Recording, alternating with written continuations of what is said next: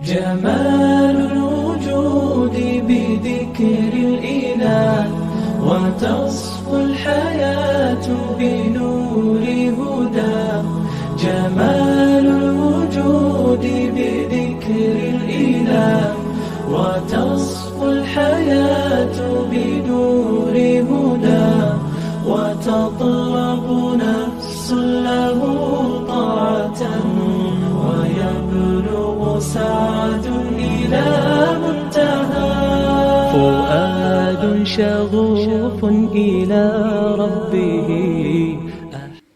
السلام علیکم ورحمۃ اللہ وبرکاتہ. نحمدہ ونصلی علی رسولہ الکریم. اما بعد. میں ہوں یامین ملک اور آپ دیکھ رہے ہیں میرا یوٹیوب چینل فہم و عمل. چینل کو سبسکرائب، لائک اور شیئر بھی کریں اور بیل آئیکن کا بٹن بھی دبا دیں. آج ہم انشاءاللہ اللہ تعالیٰ کی توفیق سے سورہ فاتحہ کی آیت نمبر 6 کا لفظ مطلب اس کے روٹ ورڈ یعنی مادہ کے حوالے سے سیکھنے کی کوشش کریں گے. یہ پہلا لفظ ہے اہدی. اہدی کا روٹ ورڈ مادہ یا اصل لفظ ہا دال یا خدا. ہا دال یا خدا. اس کا بنیادی معنی ہے نمایاں ہونا، روشن ہونا، آگے آگے ہونا. اسی سے ہادیاتن ہے. ہادیاتن کا مطلب ہے وہ ابری ہوئی چٹان جو پانی میں دور سے نظر آئے، اسے ہادیاتن کہتے ہیں. تو بنیادی طور پہ جو اس کا معنی خدا کا ہے وہ ہے واضح اور روشن ہونا، آگے آگے ہونا. اور پھر اسی سے خدا ہے ہدایت، رہنمائی، راستہ بتانے کے لیے آگے بڑھنا. پھر اسی سے ہادی ہے. ہادی کہتے ہیں رہنما کو، لیڈر کو، رہبر کو، رہنمائی کرنے والے کو، جو آگے بڑھ کر راستہ بتانے والا ہوتا ہے. اور اس رہنمائی میں 3 چیزوں کا ہونا ضروری ہے.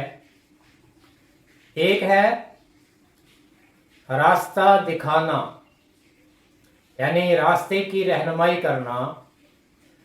اور پھر دوسری چیز ہے اس راستے پر چلانا بھی. راستے کی رہنمائی کر کے چھوڑ نہیں دینا، بلکہ اس راستے پر چلنا کیسے ہے اس کی بھی رہنمائی کرنا. یہ بھی اس کے رہنما اصولوں میں شامل ہے کہ اس کو راستہ بھی دکھایا جائے اور پھر اس راستے پر چلنے کا طریقہ بھی بتایا جائے. اور جو تیسری چیز ہے وہ ہے منظر پر پہنچانا. راستہ دکھانا بھی، پھر اس راستے پر چلنے کا طریقہ بھی بتانا، اس راستے پر چلانا بھی، پھر اس راستے پر چل کر منزل پر بھی پہنچانا. یہ خدا میں تینوں چیزیں شامل ہیں.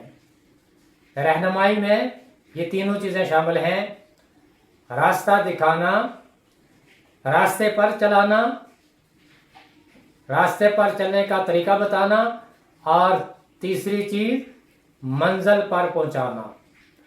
اور اس کے ساتھ جو لفظ ہے نا ہم کے لیے ہے، جمع کے لیے. اہدنا ہماری رہنمائی کر، ہمیں راستہ بتا. کس چیز کا؟ کس چیز کی رہنمائی؟ الصراط. الصراط کا روٹ ورڈ ہے صاد را تا، سرد. शर्त कहते हैं रास्ते को। शर्त का जो बुनियादी माना है किसी चीज को बगैर चबाए निगल जाना, ये इसका बुनियादी माना है लुगत में। शर्त से मुराद किसी चीज को बगैर चबाए निगल जाना। इसी निस्बत से खुले और वाज़े रास्ते को भी सिरात कहा जाता है। उसे सिरात इसलिए कहते हैं कि हर चलने वाला उस रास्ते को निगलता चला जाता है। जिस तरह कोई चीज़ बगैर चबाए निगल ली जाती है, इसी तरह वो जो चलने वाला है वो भी उस रास्ते को असल में निगल रहा होता है, या इसलिए भी कि वो रास्ता हजार हा रहरुओं को निकलता चला जाता है। यानी उस पर जितने लोग भी चल रहे होते हैं वो उन सब को अपने अंदर निगल रहा होता है। इसी से फिर इसका माना सिरात बना, रास्ता। कौन सा रास्ता? अल मुस्तकीम। अल मुस्तकीम में रूट वर्ड है मादा, असल लफ्ज काफ वाव में, कौमा या कामा। कौमा या कामा, इसका बुनियादी माना जो है वो है खड़ा होना, मुतवाज़न होना, रुक जाना, किसी जगह ठहर जाना। ये इसका बुनियादी माना है, लुग़वी माना है कामा का। और कामा सीधी चीज को कहते हैं, बिल्कुल स्ट्रेट। ये इसका बुनियादी माना है सीधा होना। नबी करीम सल्लल्लाहु अलैहि वसल्लम ने सहाबा कराम के सामने एक सीधा खत खींचा और फिर उस सीधे खत के साथ दाएं बाएं कुछ और टेढ़े खत भी खींचे और सहाबा कराम रज़ियल्लाहु तआला अन्हु से फरमाया कि ये जो सीधा खत है ये है सीधा रास्ता जो अल्लाह की तरफ जाता है, और ये जो दाएं बाएं के टेढ़े खत हैं इन पर शैतान बैठा हुआ है और ये शैतान के रास्ते हैं।